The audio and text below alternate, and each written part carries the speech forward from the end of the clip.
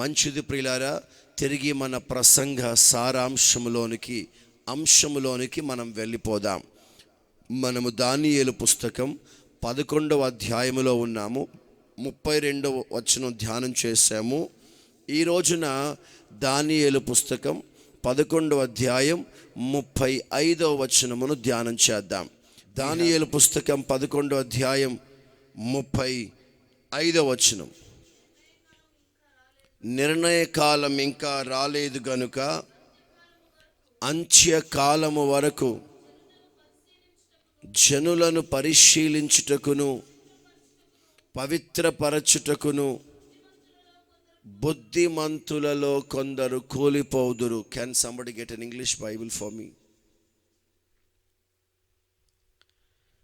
చాలా జాగ్రత్తగా దేవుని మాటలు ఆలకించాలని ప్రభుపేరట మనవి చేస్తున్నాను.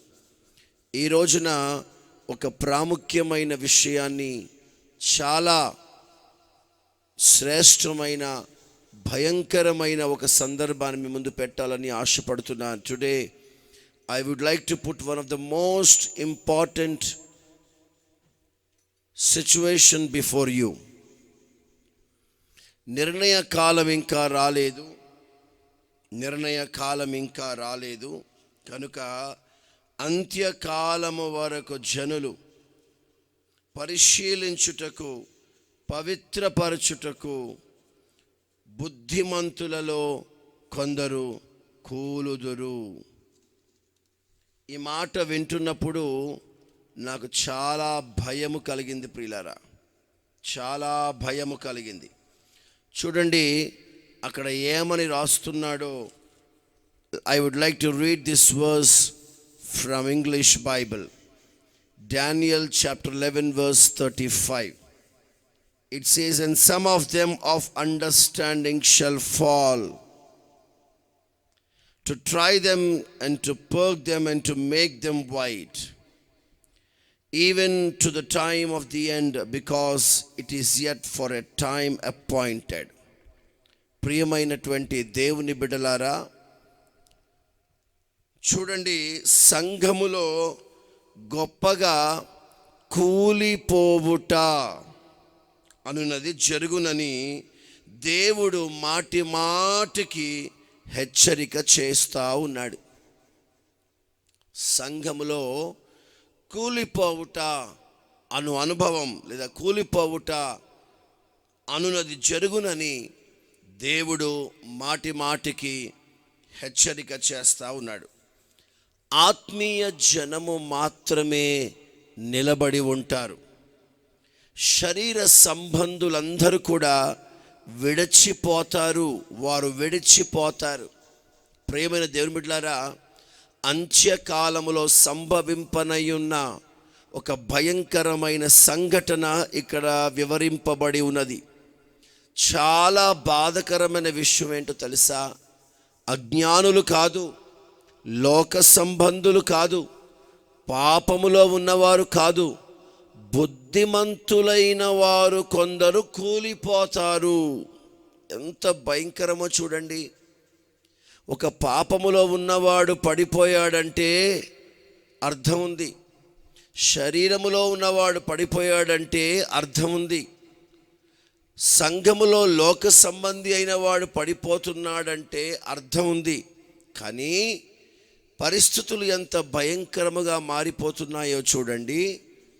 బుద్ధిమంతులైన వారు సంఘములో నుండి పడిపోతారు. సాధారణంగా సంఘాలను విడిచిపెట్టి వెళ్ళిపోతూ ఉంటారు. వాళ్ళు ఎలా వెళ్ళిపోతూ ఉంటారంటే, బుద్ధి లేక వెళ్ళిపోరు, వారు బుద్ధిమంతులే. దేవుని దృష్టిలో వారు జ్ఞానము కలిగిన వారే, దేవుని దృష్టిలో వారు ఒక ప్రత్యేకమైన స్థానమును పొందిన వారే, అయినా వారు పడిపోతారంట. అంత్యకాలములో జరగనయున్న ఇది ఒక సంఘటన కనుక బుద్ధిమంతులు పడిపోవచ్చున్నప్పుడు మనము గ్రహించవలసిన ఒక ప్రాముఖ్యమైన విషయం ఏమిటంటే, ఇది ఒక అంత్యకాలం. Even the wise men shall fall. Even the people who are addressed to be as wise men in the church who are addressed to be as spiritual in the church shall fall. And these situations will arise in the end days. अंत के दिनों में ज्ञानी भी अपने जगह से गिर पड़ेगा। अगर कोई परमेश्वर का विरोध कर रहा है, कोई शारीरिक स्वभाव से जीवित है, या कोई ऐसा होगा जो धार्मिक नहीं है, जो इस संसार के अनुसार है, अगर वो गिर गया तो उसमें कोई हैरानी की बात नहीं है। पर परमेश्वर का वचन कहता है कि ज्ञानी भी गिर जाएगा। The wise man shall fall. ఈ మాటలు వింటున్నప్పుడు చాలా బాధ కలిగింది, ఆశ్చర్యం కూడా కలుగుతుంది. సంఘములో గొప్పగా కూలిపోవు సందర్భము జరుగునని దేవుడు మాటి మాటికి హెచ్చరిస్తూ ఉన్నాడు. శరీర సంబంధులు పడిపోతారు, ఆత్మ సంబంధమైన వారు మాత్రమే నిలబడి ఉంటారు. People who are in flesh shall fall, but people who are in spirit shall stay strong. దేవునికి మహిమ కలుగునుగాక. చూడండి, కీర్తనకారుడు ఆ మాటను పలుకుచున్నాడు. నీ కుడి ప్రక్కను 10,000 మంది కూలినను. When you turn to the book of Psalms chapter 91, in chapter Psalms 91 7th verse 7వ వచనంలో చూస్తే అక్కడ రాయబడి ఉంది, నీ ప్రక్కను 1000 మంది పడిపోయినను, నీ కుడి ప్రక్కను 10,000 మంది కూలినను. చాలు, నీ కుడి ప్రక్క 10,000 మంది కూలినను. కుడి ప్రక్కన జనములు కూలిపోతే అది ఎంతో భయంకరమైనది. దేవుని ప్రేమను బిడ్డలారా, ఈ కూలిపోవు స్వభావం, ఈ కూలిపోవు అనుభవం మన వరకు రాకూడదని నేను ప్రభు సన్నిధిలో అర్థించుచు ప్రార్థన చేస్తా ఉన్నాను. దేవుని పరిశుద్ధ నామమునకు మహిమ కలుగునుగాక. మనము నిలవబడుటకు ఒకే ఒక మార్గం, అదేమిటంటే మనము దేవుని దృష్టికి సరి అయిన ఆత్మీయ జీవితం చేస్తూ, సరి అయిన ఆత్మీయ జీవితం కలిగి మనం ఈ లోకములో సరి అయిన భక్తిని కలిగిన వారమై ఉండాలి. The right spiritual life, the right faith, the right fear of Lord, the right righteousness will let you to stand strong in your spiritual life. పైకి ఆత్మీయముగా కనబడుచున్నవారు శరీర సంబంధులుగా ఉండవచ్చు.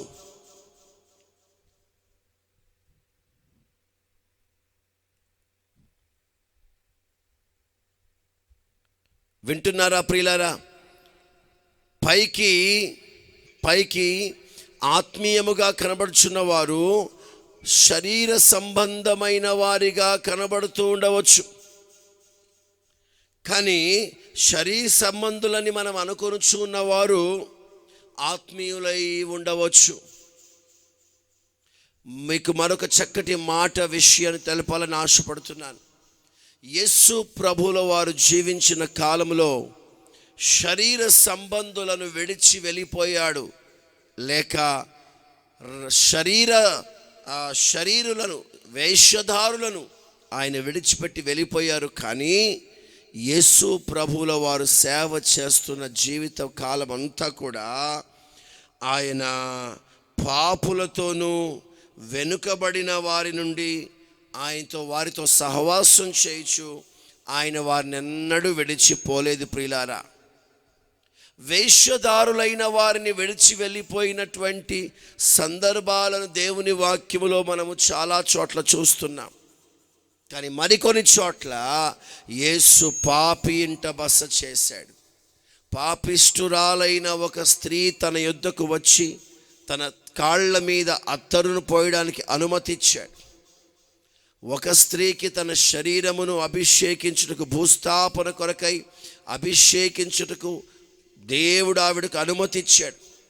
కొన్ని సందర్భాలలో పరిసయ్యులు, శాస్త్రులు అనబడుచున్న వారు భక్తి చేస్తున్నట్టుగా కనబడిన వారి యొద్ద నుండి వెళ్ళిపోయినట్లుగా, వారిని ఖండించినట్లుగా, వారి నుండి దూరముగా వెళ్ళిపోయిన సందర్భాలను దేవుని వాక్యములో మనం చూస్తున్నాం. ప్రియమైనటువంటి దేవుని బిడ్డలారా, మనం అర్థం చేసుకోవలసిన విషయం ఏమిటంటే, కొందరు శరీరానుసారమైన వారిగా కనబడుతున్న వారు ఆత్మీయులై ఉండవచ్చు. ఆత్మీయులై కనబడుతున్నటువంటి వారు శరీర సంబంధులుగా కనబడుతూ ఉండవచ్చు. దేవుడు శరీర సంబంధులను అనగా వేశ్యదారులను విడిచి వెళ్ళిపోతాడు. పాపులను లేకపోతే వెనుకబడిన వారిని తలంచుచున్న వారిని ప్రభు అంటుకొని వారిని విడిచి వెళ్ళకుండా వారితోనే సహవాసము చేస్తూ ఉండవచ్చు. ప్రియమైనటువంటి దేవుని బిడ్డలారా, ఎందుకు సంఘములో బుద్ధిమంతులు పడిపోవచ్చున్నారు? పడిపోయేది బుద్ధిహీనుడు కాదు, పడిపోయేది పాపములో ఉన్నవాడు కాదు, పడిపోయేది లోక సంబంధి కాదు. పడిపోయేది ఎవరో తెలుసా? బుద్ధిమంతుడు. ఎందుకు ఈ బుద్ధిమంతుడు పడిపోతున్నాడంటే, చూడండి, సంవత్సరములు గడిచిన కొలది మితిమీరిన అతి విశ్వాసం, ఆత్మవిశ్వాసం గలవారమై విర్రవీగుచూ మనం ఉంటాం. ఆత్మీయ జీవితంలో మనం ఎదుగుచూ ఉన్నప్పుడు, ఆత్మీయ జీవితంలో మనము సంవత్సరములు దాటిపోతున్నప్పుడు, ఎదుగుచూ ఉన్నప్పుడు, సీనియారిటీ పెరుగుతుంటే ఇదంతా నాకు తెలుసు, ఇదంతా నాకు తెలుసు, అది నాకు తెలియను అను ఒక ఆత్మవిశ్వాసం. ఎలాంటి ఆత్మవిశ్వాసం అంటే, మితిమీరిన ఆత్మవిశ్వాసము మనము కలవారమై ఉండి, అదంతా నాకు తెలుసులే, ఇదంతా నాకు తెలుసులే, భక్తి అంటే నాకు తెలుసు, విశ్వాస జీవితం అంటే నాకు తెలుసు, ప్రార్థన అంటే నాకు తెలుసు, సేవకులంటే నాకు తెలుసు, సేవ అంటే నాకు తెలుసు, ఇది సరి అయినది కాదు, ఇది సరి అయినది అంటూ విర్రవీగే మితిమీరిన ఆత్మవిశ్వాసము సంపాదించుకుంటారు కొందరు. బుద్ధిమంతులలో కొందరు కూలురని దేవుని వాక్యము చెప్పుచుంది. చూడండి, ఒక చక్కటి వాక్యం మనం చదవగా విందాం. యెషయా పుస్తకం 35వ అధ్యాయం 8వ వచనం. The book of Isaiah chapter 35 verse 8. The book of Isaiah chapter 35 verse 8. 35:8. అక్కడ దారిగా నున్న రాజమార్గము ఏర్పడును. రాజమార్గం ఒకటి ఏర్పరచబడి ఉన్నది, అది పరిశుద్ధ మార్గమని పిలువబడుచున్నది. అది అపవిత్రులు పోకూడని మార్గము. మార్గమున పోవు వారికి ఏర్పరచబడును. మూఢులైనను దానిలో నడుచుచు. అబ్బా, అద్భుతం చూడండి. ఇక్కడ మీకు మరొక వ్యత్యాసం, ఆశ్చర్యకరమైన మాట చెప్తాను. బుద్ధిమంతుడేమో కూలిపోతున్నాడు అని దానియేలు పుస్తకం 11:35 అంటే, యెషయా పుస్తకం 35:8 అంటాడు బుద్ధిమంతుడు కూలిపోతాడేమో, కానీ మూఢుడైన వాడు మాత్రం, అంతేనా,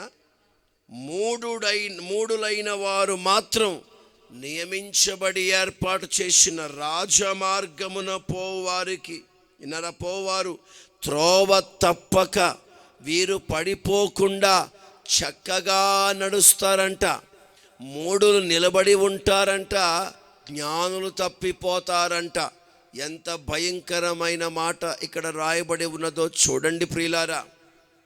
అందుకే నేను అంటాను, 1 సంవత్సరం గడిచిపోయింది, 2 ఏళ్ళు గడిచిపోయింది, 10 సంవత్సరాలు గడిచిపోయింది, 20 సంవత్సరాలు గడిచిపోయిందని, సీనియారిటీ పెరుగుతుందని దేవుని బిడ్డలారా మనసులో విర్రవీగకూడదు. విర్రవీగిన ఆత్మవిశ్వాసం మనం కలిగి ఉండకూడదు.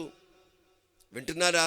సెల్ఫ్ కాన్ఫిడెన్స్, ఓవర్ కాన్ఫిడెన్స్ మనకు ఉండకూడదు.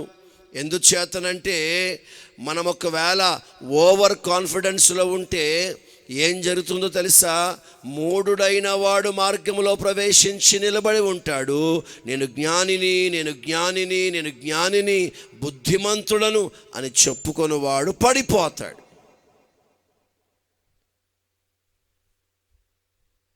మూఢులు తప్పిదములు చేయరంట ఇక్కడ, కానీ జ్ఞానము గలవారే తప్పిదములను చేస్తారు. మనము మితిమీరిన ఆత్మవిశ్వాసము గలవారమైన ఎడల దేవుడు మనల్ని మీదట పట్టించుకోడు. If we are filled with overconfidence, God will not take care of us. He will not care upon us. మన మూఢులమైతేనే తప్ప మనము నడిపించబడలేము. నేను జ్ఞానిని కదా, నేను జ్ఞానము కలిగిన వాడను కదా అని నీవు అనుకొనవద్దు. యెహోవా యందు భయభక్తులు కలిగి ఉండి చెడుతనమును విడిచిపెట్టుము. సామెతల పుస్తకం 3వ అధ్యాయం 7వ వచనములో ఈ మాటలు రాయబడి ఉన్నాయి. దేవుడు మూఢులను కోరుచున్నాడు. కడుపు నిండిన వారి దేవుడు మూఢులను కోరుచున్నాడు. కడుపు నిండిన వారు తినలేరు, కానీ ఆకలి గొనువారు మాత్రమే భుజించగలరు. కడుపు నిండిన వాడు తేనె పట్టైనను త్రొక్కివేయును. సముద్రమును దాటుటకు కర్రను చాపునప్పుడు పట్టణ ప్రాకారములు పడగొట్టుటకు దాని చుట్టూ ప్రదక్షిణలు చేసినప్పుడు మూఢుడు మాత్రమే లోబడగలడు. దేవుని మాటకు చర్య చూపువారు మూఢులు మాత్రమే. వింటున్నారా ప్రియమైన బిడ్డలారా? చాలా జాగ్రత్తగా ఈ మాటలు ఆలకించాలని మనవి చేస్తున్నాను. ప్రియమైన బిడ్డలారా, దేవుని వాక్యం చెప్తుంది, యెహోవా యందు భయభక్తులు కలిగిన వాడు చెడుతనమును విసర్జించును. ప్రియమైన బిడ్డలారా, రాజమార్గమున ఏర్పాటు చేయబడినటువంటి మార్గమున, నియమించబడిన మార్గమున నడుచుచు కాపాడబడాలి అని మీరు ఆశించిన ఎడల, ఆశపడిన ఎడల ప్రభు అంటున్నాడు, మూఢులమై ఉన్న ఎడల దేవుడు మనలను అందులో నడిపించగలుగుతాడు. అందువలన మనము పరిశీలన చేసుకొని పవిత్రపరచుకొని తమ్మును తెలుపుగా చేసుకొనుటకై హెచ్చరింపబడుటకు కానీ దేవుడు కొందరిని కూలుటకు అనుమతించెదరు. God will allow some wise men to fall so that we may understand, cleanse ourselves, make us perfect, so that we may stand before the Lord, and to be very careful in putting every step ahead in our life. మనల్ని మనం పరిశీలనగా చేసుకొని పవిత్రపరచుకొని తెలుపు చేసుకొనుచు జాగ్రత్తగా భక్తి చేయుటకు హెచ్చరించబడినట్లుగా దేవుడు కొందరు జ్ఞానులను కూలుటకు దేవుడు అనుమతిస్తాడు. He will allow.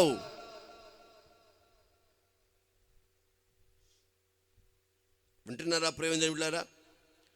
అంతము వరకు ఈ కూలుట అనున్నది జరుగుతూనే ఉంటుంది. నీవు శరీర సంబంధివా లేక ఆత్మ సంబంధివా? ఈ రెండిటి మధ్యలో మరొక గుంపు లేదు.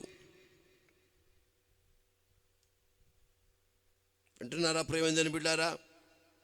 ప్రియమైనటువంటి దేవుని బిడ్డలారా, ఈ ఉదయకాల సమయం దేవుని వాక్యము ద్వారా ఒకసారి మన జీవితాలు మనం పరీక్షించుకుంటూ జాగ్రత్త పరచుకోవలసిన అవసరత ఉందని దేవుని వాక్యం ద్వారా మనం హెచ్చరింపబడుతున్నాం. సంఘాలను విడిచి వెళ్ళిపోయేవారు చాలామంది ఉంటారు. ఆత్మీయ జీవితంలో నుండి వైదొలిగిపోయేవారు ఉంటారు.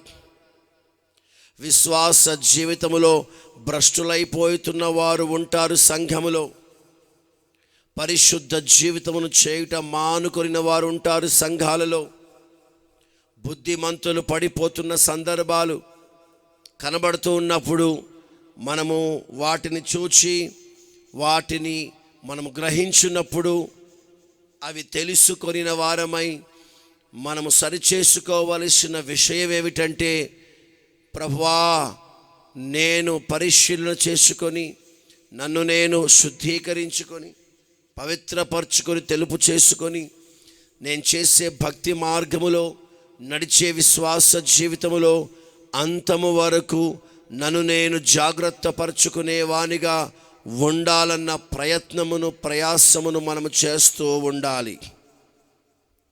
ప్రియమైనటువంటి దేవుని బిడ్డలారా, జ్ఞాని తన జ్ఞానమును బట్టి అతిశయించరాదు అని ఇర్మియా పుస్తకము 9వ అధ్యాయం 27వ వచనములో రాయబడి ఉన్నది. బుద్ధిమంతుడు విర్రవీగకూడదు, అతిశయించకూడదు, ఓవర్ కాన్ఫిడెన్స్ కలిగి మితిమీరిన భక్తి మనము చేయరాదు అని దేవుని వాక్యము ద్వారా మనం హెచ్చరింపబడుతున్నాం. జ్ఞాని అని సొలొమోను తనకున్న జ్ఞానమును బట్టి అతిశయించి అతడు చేయరాని పాపము చేయరాని నేరములు చేసినందువలన అతని రాజ్యం అతని చేతిలో నుంచి లాగివేయబడి అతడు భయంకరమైన దేశదిమ్మిరి అయి రోడ్డున పడి భయంకరమైన దరిద్రపు జీవితానికి అప్పగింపబడిన చరిత్రను మనం ఎరుగుదుము. కారణం అతని జ్ఞానము వలన అతడు విర్రవీగినందువలన. అంత మాత్రమే కాదు, తనకున్న బలమును బట్టి బలవంతుడైన సంసోను విర్రవీగిన కారణమున మితిమీరిన భక్తి. ప్రియమైన దేవుని బిడ్డలారా, సంసోను నాజీరు చేయబడిన వాడన్న విషయం అతనికి తెలవదా? అతని మీద ఎల్లప్పుడూ దేవుని ఆత్మ దిగివచ్చుచున్న సత్యం అతను ఎరుగడా? యెహోవా ఆత్మ అతని మీదికి వచ్చినప్పుడు అతని ద్వారా అద్భుతమైన కార్యములు ప్రభు జరిగించును అన్న సత్యము సంసోను ఎరుగును కదా. ప్రియులారా, వింటున్నారా? జ్ఞాని అయిన సొలొమోను పడిపోయాడు, బలవంతుడైన సంసోను పడిపోయాడు. బలమును బట్టి విర్రవీగి స్వంత ఆలోచన తలంపుల వలన మితిమీరిన భక్తి చేసినందువలన పడిపోవలసి వచ్చింది. అతడు నాజీరు చేయబడిన వాడయుండి పాపము యొక్క జోలికి వెళ్ళకూడదని విషయం తెలిసినా కూడా అతడు దానిని ఏమాత్రం పట్టించుకొనకుండా దలీలా జోలికి వెళ్ళి అతడు పడిపోయిన చరిత్రను మనం ఎరుగుదుము. ఐశ్వర్యము కలిగిన వాడొకడు బైబిల్లో కనబడుతున్నాడు. అతడు పలుకుచున్న మాటలు ఏమిటంటే, విస్తారమైన ఆస్తి అనేక దినముల తర్వాత సమకూర్చబడి ఉన్నది గనుక నా ప్రాణమా తినుము త్రాగుము సుఖించుము అని అతడు తనతో తాను పలికినందువలన పరలోకము నుంచి ఒక స్వరం వినపడింది, వెర్రివాడా. విర్రవీగిన వాడి స్వభావం వాడిని వెర్రివాణిగా మార్చేసింది. అందుకే ప్రభువాణ్ణి సంబోధిస్తూ మాట్లాడుతూ అంటాడు, వెర్రివాడా, ఈ రాత్రి నీ ప్రాణమును అడుగుచున్నాను, నీవు సంపాదించినవన్నీ ఎవనికగునని వానితో చెప్పి ఆ రాత్రి వాడి ప్రాణమును తీసివేసినట్లుగా మనం చూస్తున్నాం.